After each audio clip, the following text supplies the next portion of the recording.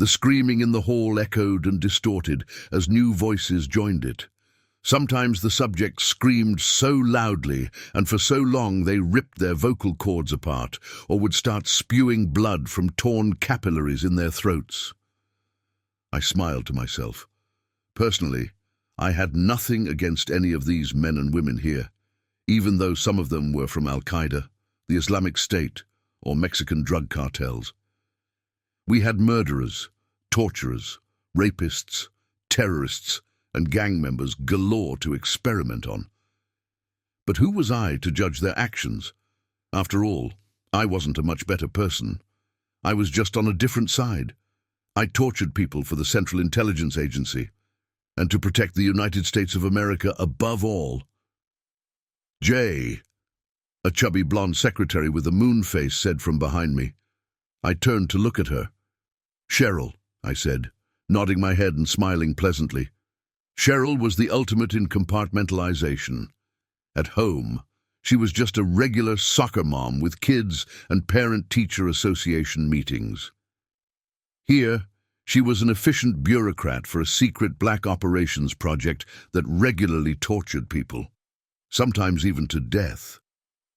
She kept each part of her life separate and never seemed bothered by switching from one to the other. Her help had likely prevented dozens of terrorist attacks and kidnappings across the globe. The screaming was almost deafening now, so I pulled her by her arm and we headed towards a nearby break room, where I poured myself a cup of coffee and lit a cigarette. "So I have good news," she said cheerily, smiling a fake, sweet smile at me. "Your new method of enhanced interrogation has a 95% success rate." 95%, I exclaimed, elated. That's higher than waterboarding or sensory deprivation or anything else. Actually, that's exponentially higher. The new method of enhanced interrogation, a euphemism for torture, involved a drug called salvia divinorum, and we would extract the main psychoactive chemical from it, which was called salvinorin A, and run an intravenous drip into the subjects. Normally, salvia divinorum was smoked and created intense, dysphoric hallucinations that rapidly faded after a few minutes. But by running an intravenous drip of the drug, we could keep the subjects drugged in a nightmare horror state for days or weeks. Their minds would start to snap after weeks straight of the drug, however. At times, we would combine the effects of the drug with sensory deprivation or waterboarding on the most hardened subjects. Being a scientific man myself, I had tried a single intravenous syringe of salvinorin A so that I would know what the subjects were going through. Just that one dose was immensely horrible. I saw myself getting cut up into 5 pieces, the room falling apart, the fake plastic plants decorating my office started talking to me and mocking me with sarcastic movements. It was an incredibly uncomfortable and disorienting experience for the 3 or 4 minutes that it lasted, and I could see why even the most psychopathic killer would start to crack after days straight of living in that constantly nightmarish world. Cheryl held out a folder to me, a top-secret label and Central Intelligence Agency insignia embedded into the front of it. I frowned and took it. "What's this?" I asked, opening it up. "You are being moved," she said, putting her hands up. "Look, I tried to argue against it, telling them your research here wasn't finished, but they insisted they have something far more important for you stateside. They want you to leave Guantanamo Bay within 15 minutes. They have a helicopter waiting for you outside already." "This is ridiculous," I said, my heart rate rising and a warm flush taking over my face. "I am not even close to finishing my research here. I need at least another week to finalize the results." She shook her head at me. "Orders from the top brass." "Sorry, Jay," she said, turning to leave. Fuming, I went to my office and packed up the most important files in a briefcase, then walked out to the helipad. It was already running, blowing the salty Caribbean air around me in a deafening cacophony. The pilot took off as soon as I was in the helicopter. Looking to my left, I saw Cheryl. She smiled wanly at me, then looked down at her phone. I sat back in the seat, feeling the vibrations of the craft resonate through my body as we headed towards Florida. What could they have wanted me to see that was so important it needed me to immediately leave my current assignment? I wondered. I had seen some horrible things, men breaking their bones as they strained against the drowning horror of waterboarding, men tearing their own eyeballs out after they had lost their sanity, prisoners killing other prisoners by ripping throats out with their teeth. I hoped that what they had waiting for me would not leave me with any deeper post-traumatic stress disorder than I already suffered. I already had enough nightmares to last me 1,000 years. I had woken up screaming for the past week straight, and at times I was afraid to fall asleep for what I would see in the dream world. Soon I could see the white sand of the Florida beaches approaching. The black operations site was surrounded by 3 layers of razor-wire-topped electric fences. Guards in sniper towers formed an outer perimeter every few hundred feet. No one had ever escaped from this site, which we simply called the lighthouse. Inside the razor wire stood a single behemoth of a building, pure white with no windows or insignia anywhere. It rose up and became narrower as it did so. Each floor formed in a perfect circle, and at the top lay a helipad where the pilot now aimed the chopper. It did resemble a lighthouse in some ways, hence the nickname. That wasn't the only reason why we called it that, however. This was also the main hub of psychic research for the entire eastern seaboard. The prisoners here were chosen for their supposed paranormal or mystical abilities, to be studied at leisure by the scientists and agents of the Central Intelligence Agency. As I got out of the chopper, an agent with black sunglasses and a black suit was waiting for me. "Dr. Salem," he asked me, shaking my hand. "You can just call me Jay," I said, smiling my fake smile. With a gentle guiding hand on my shoulder, he led me down to the top level. "We have been following your research with the Salvinorin agent with rapture," he said, a deadpan expression on his face. As we entered the staircase, the fluorescent lights began to flicker. We actually modified the agent somewhat, synthetically strengthened it, and added some chemical functional groups that make it cross into the brain more effectively. We're about to test it on the first patient here, a shaman we kidnapped from the Amazon after witnessing his ability to levitate objects, to create light out of his hands in pure darkness, as well as other psychic phenomena. I followed him down a sterile grey hall to a grey metal door labelled 1308. He opened it and I followed him inside. A naked, bronze-skinned man was strapped down to a metal gurney, an intravenous tube leading from his arm to a machine. From the top of the intravenous pole hung a solution labelled Salvinorin ethoxy-alpha-C. A doctor in a lab coat stood next to him, smiling as we walked in. The Central Intelligence Agency agent nodded at him, and he turned on the machine, letting the solution begin to drip down the clear plastic tubing and into the vein of the restrained man before me. His eyes widened in surprise, and he lifted his head and looked straight at me. The fires of hell seemed to dance behind his dilated pupils. His face transformed into a vicious snarl, his frown lines deepening to cracks as he regarded me with abject hatred. "You will see how damned you are," he said with a thick Spanish accent, never taking his gaze off of me. "And you will see hell unleashed before you. You are demons in human skin, but the real demons are here to reclaim their throne."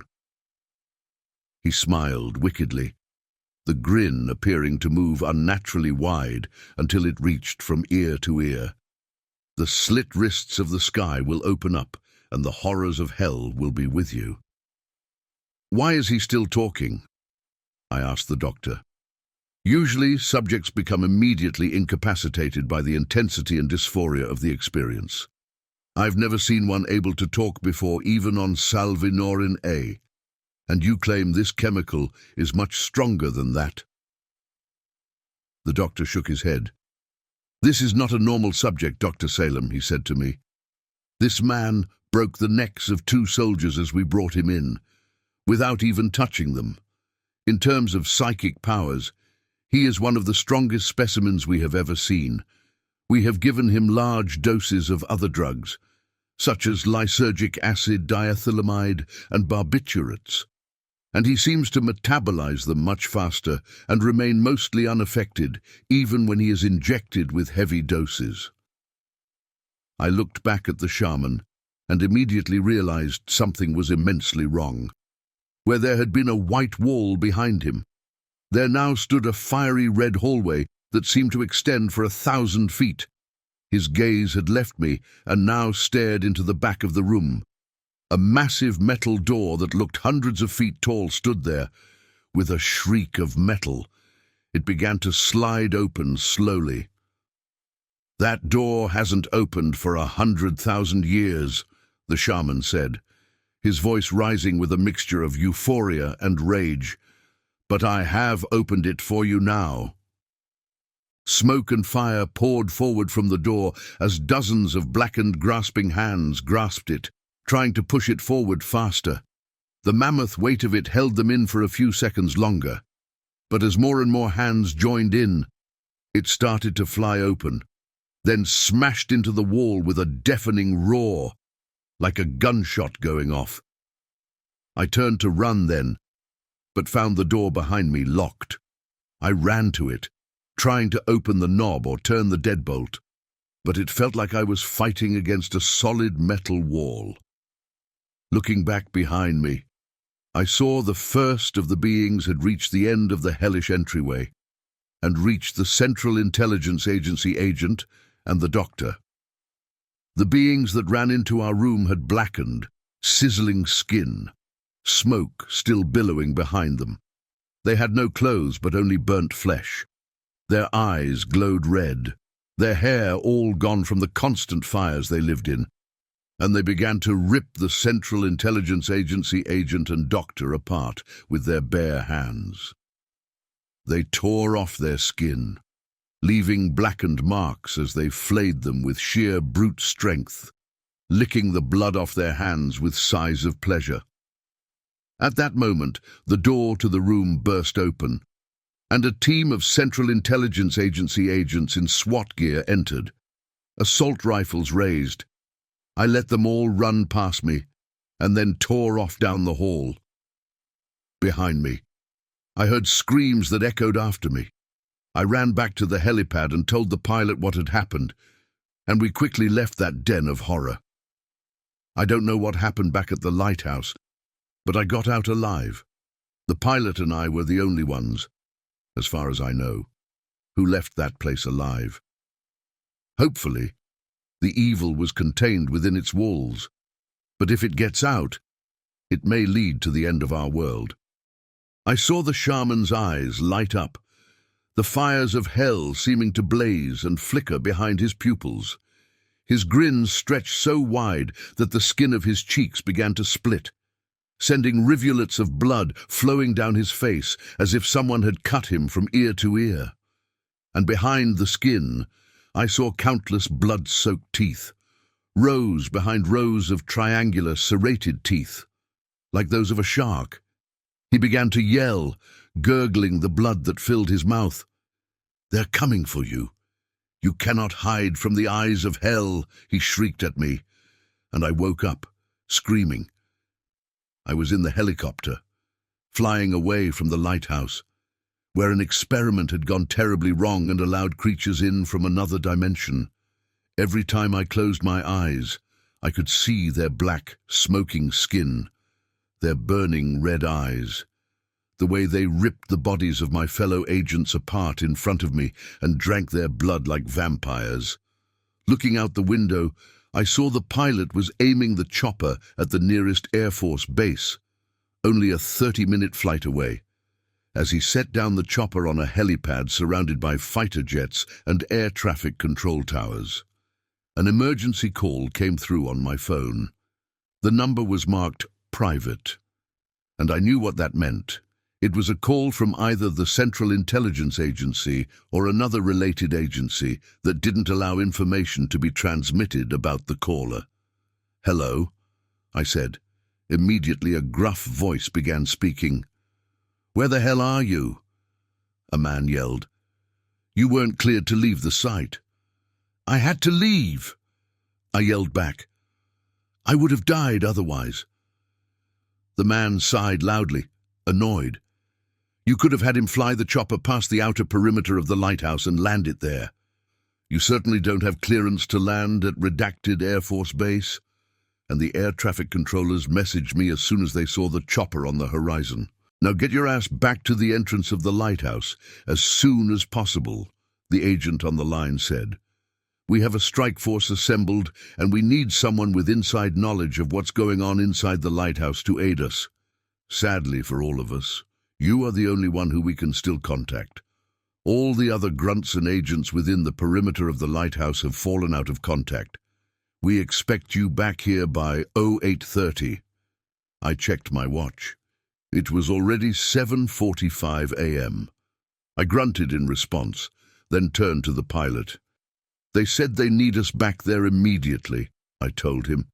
He looked at me in disbelief. "Why do they need us back there?" he asked me, his eyes wide and shocked. "I'm just the pilot," I shrugged. "They specifically requested you," I lied. "I didn't want to go alone." He shook his head, starting up the chopper and taking off.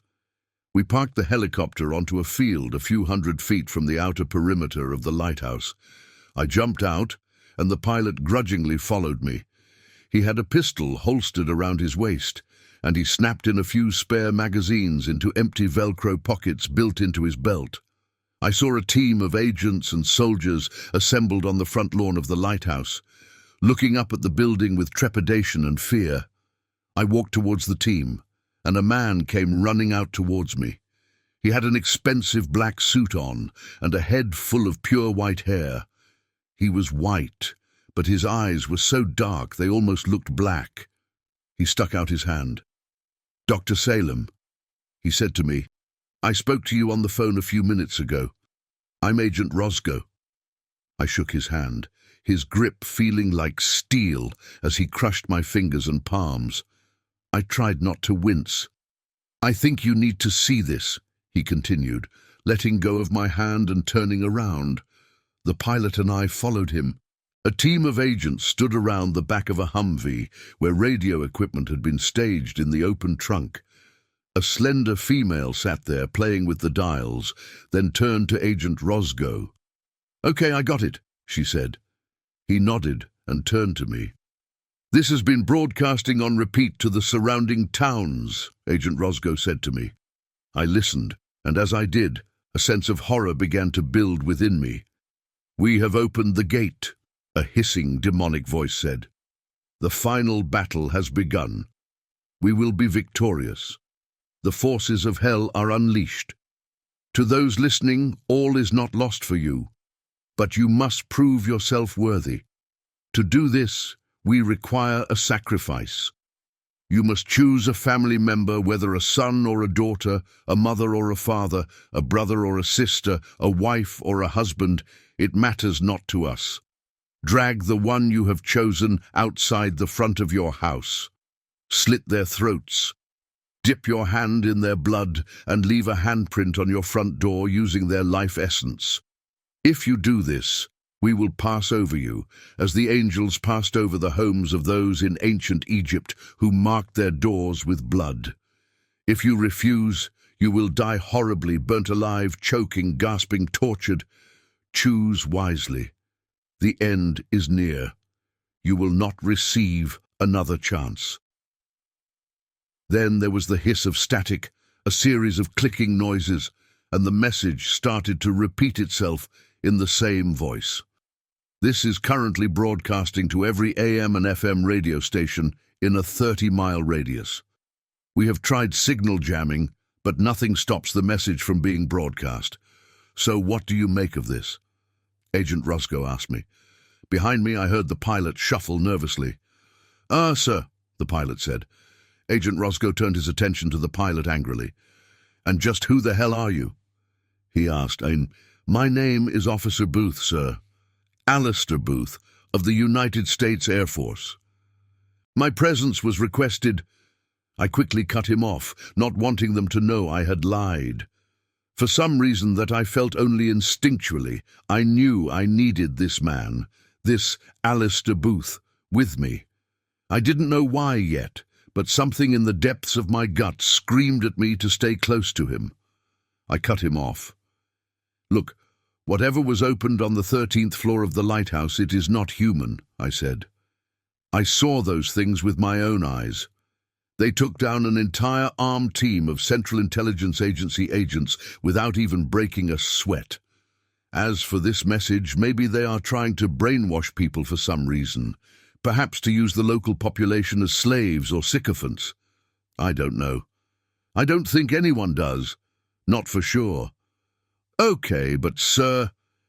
Alistair pointed behind us to the front gate of the lighthouse. Something is breaking out. I see movement. We all turned to look, and with a gasp of horror I realized he was right. Many of the black demonic beings swarmed around the gates, flooding out of the lighthouse as clouds of black smoke followed behind them, but that wasn't all.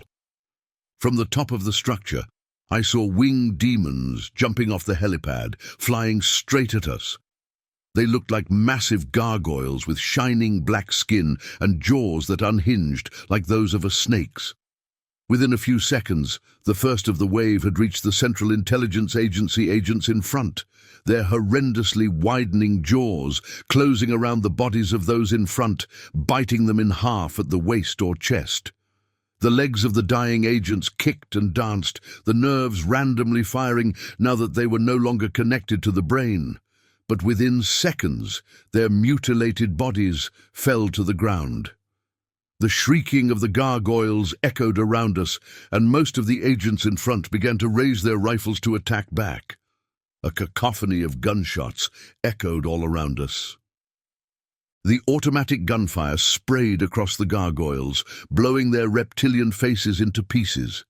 Black blood exploded out of the wounds. The hundreds of agents and soldiers assembled began to retreat in an orderly way, stepping back and spraying concentrated gunfire at those monstrosities nearest to our group. But looking behind them, I saw the black humanoid beings were quickly overwhelming the outer perimeter of the electric fence. Soldiers in the outer guard towers aimed rifles down at the burnt demons, and a few of the Central Intelligence Agency agents even threw grenades at the demons. "Get down!" they screamed. "Take cover!" I ran behind a Humvee, putting my hands over my ears. A massive booming noise shook the earth as multiple grenades went off. I peered around the Humvee and saw that they had killed dozens of the demons, their body parts strewn all over the grass. Here or there, a decapitated head of one of them still twitched, their fiery red eyes going out as if extinguished by water. But the grenades had also blown open holes in the outer perimeter of the fence, and the surviving hordes began to funnel through the new openings. I grabbed Agent Roscoe. "We need to get to the shaman," I said, "on the 13th floor. Can you get us inside the building? Is there another entrance, like an underground tunnel?" The pilot stood next to me, still in shock as guns roared all around us. The front wave of the demons hadn't reached the soldiers yet, but they were rapidly closing in. "Follow me," Agent Roscoe said, running over to a nearby Humvee. Alistair and I piled into the back seats and he took off, roaring down a dirt road that weaved around the circumference of the lighthouse. There is a secret access tunnel, usually used for maintenance, at the other end of the perimeter. Very few people know about it, and the hatchway door is totally hidden. Hatu. It requires a special security code to get in, but of course I have that. I got all the necessary information once we saw what was happening on the security cameras inside the lighthouse, before my team deployed to contain the issue. "I have an idea," I said. But it is going to be dangerous, and I don't even know if it will work. I think the shaman is still getting the drugs fed into his system by intravenous drip, and he may be the one keeping the doorway open. If we can stop the drugs flowing into his system and take him out of there, we may be able to close the hellmouth. Hellmouth? Ha!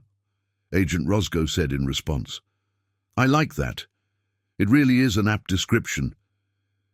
Do you think we will need to kill the shaman? Alistair asked. I turned to him, having almost forgotten he was there in my high adrenaline state and total focus on the mission.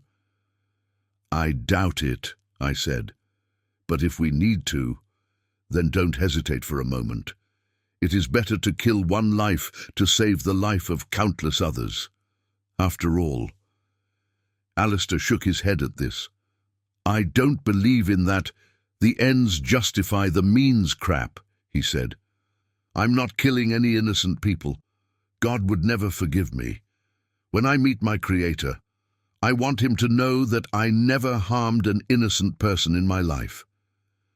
And how do you know the shaman is innocent? Agent Roscoe asked him, looking in the rearview mirror.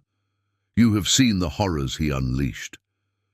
He only unleashed those horrors after you guys kidnapped and tortured him, for no reason, other than the fact that he has supernatural abilities, Alistair said. That sounds like the definition of innocent bystander to me. Whatever unintended consequences arose from your experiment, that's on the Central Intelligence Agency, not on the shaman they tortured out of scientific curiosity. Agent Roscoe slammed on the brakes suddenly, pointing to a shrub immediately to the left of the car. Narrate. The hidden hatchway door is underneath that withered-looking bush, Roscoe said. Let's go and do this. He jumped out of the driver's seat, first grabbing an M4 carbine from the passenger seat, then sprinted over to the shrub. After getting down on his knees, he began to feel around in the soft dirt. Aha! He exclaimed, pulling a handle up from the dirt. As he twisted the handle, a robotic voice began to speak from hidden speakers in the hatchway door. Please enter verification code, the robotic voice said. 0910777, Agent Roscoe said flatly, and the door began to swing open, shrub and all. The shrub was apparently a fake plant attached to the metal interior as a marker. Dirt flew off of it, carried away by the tropical Florida breeze. I looked down and saw a ladder extending into total darkness. Red emergency lights strobed far beneath us at the bottom of the tunnel. Without hesitation, Agent Roscoe began to climb down. Then Alistair and I followed. The tunnel smelled of bleach and dust. It didn't appear to be often used. I saw a few spider webs in the top corners, the flashing red emergency lights illuminating the huge arachnids as they skittered across their webs, away from the new intruders into their silent den. We walked forward for what felt like forever, thousands of feet of perfectly straight tunnel disappearing into a point far in front of me. After about 20 minutes of walking, Agent Roscoe put his hand up, the universal military signal for stop. Up ahead, he whispered, is the entrance to the lighthouse. I looked and saw another ladder a couple 100 feet up. Then let's do this, I said. Agent Roscoe looked at me like I was crazy. Do you even have a gun, Jay? He asked me. I shook my head, sighing. He pulled out a pistol from his ankle holster. Luckily for you, I always carry 2 pistols and extra magazines to boot. Take this too. He gave me 2 extra preloaded magazines. If 3 magazines isn't enough to stop whatever is attacking us, then I don't think it can be stopped. Why do you need 2 pistols and a full auto M4 carbine? I asked. He smiled slyly at this. Better safe than sorry, he said simply. Plus, the M4 carbine tends to waste bullets too fast when in full auto. You want to have multiple backups in a situation like this. He looked at the ladder, a grimace crossing his face. Okay, let's do this. Agent Roscoe went first, using the strap of the M4 carbine to suspend it around his neck while he climbed up rapidly. I went next, and Alistair followed close behind us. We came to a basement room with boilers, circuit breakers, and other necessary equipment for the building's functioning. Nothing stirred down here. As we ascended the next flight of stairs to the ground-level floor, I began to realize something was wrong. There was a humming in the air, as if countless high-voltage power lines were directly overhead. But there was no sign of the gargoyles or the demons. I saw only one elderly man wearing a fishing cap and loose-fitting clothes as he walked away from us across the lobby of the building. "Sir?" Agent Roscoe said, raising his M4 and pointing it at the man. As the elderly man turned, I gasped in horror. His eyes were pure black sockets, his nose eaten away as if by cancerous tumors.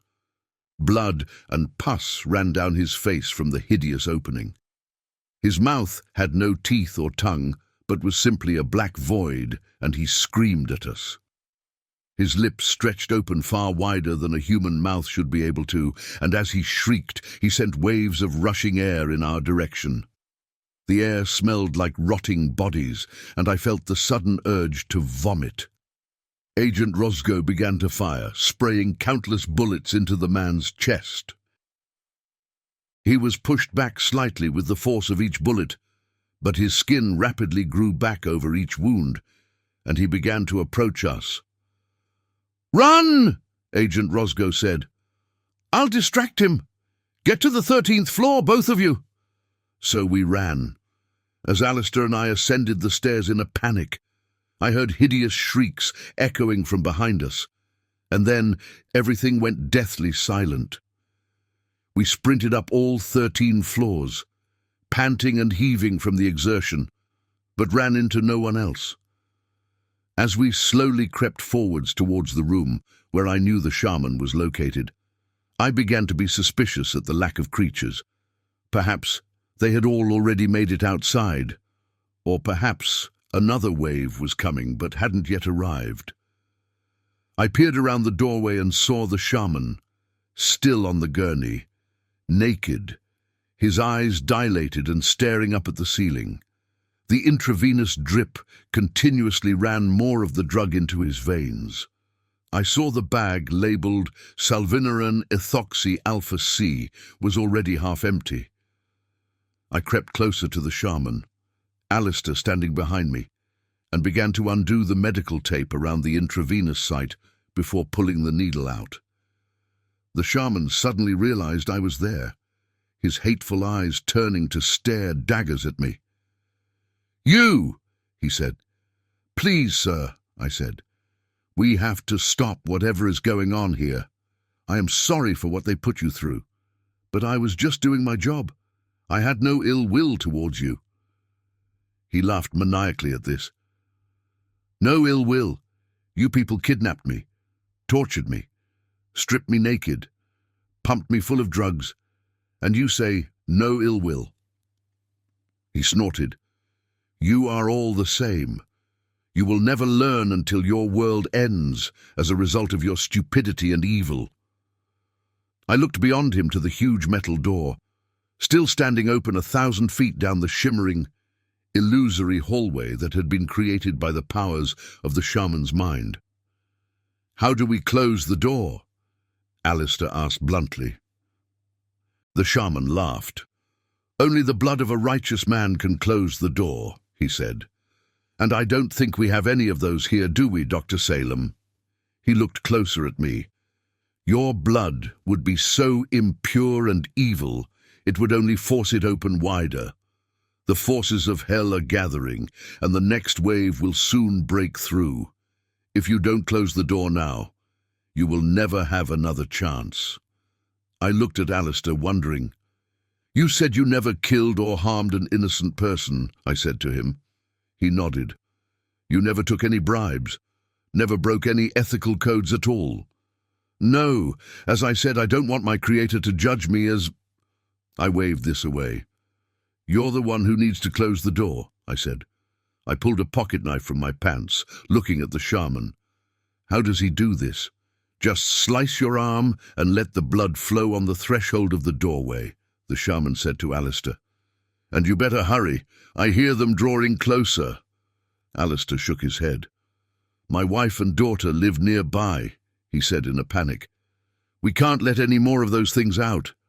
I pushed him towards the door. Then go, I yelled. Do what you have to. Alistair began to sprint blindly towards the door. I heard a rumble like an earthquake. Then beyond the threshold I saw hordes of demons rushing towards the doorway. As they came within feet of the door, Alistair put his left arm out over the threshold, took the knife, and brutally slashed himself open. The blood began to drip and pool instantly around the threshold. I heard screaming from beyond, from the demons of hell. Then Alistair was blown back, as if hit by an invisible car, and went sprawling. The metal door slammed close, then the entire hallway began to shimmer and wink out of existence. Soon, we were back in the original room, just the shaman and me, and an unconscious Alistair. I pulled my phone out and called for help. The military sent a Lifestar helicopter to land and take Alistair to a nearby hospital for stitches and a medical review of his other injuries. I helped untie the shaman, found some clothes to dress him in, and led him outside. Do you think it's over? I asked him. He looked at me, his eyes still brimming with hatred and disgust. As long as there's people like you in the world, he said, it will never be over.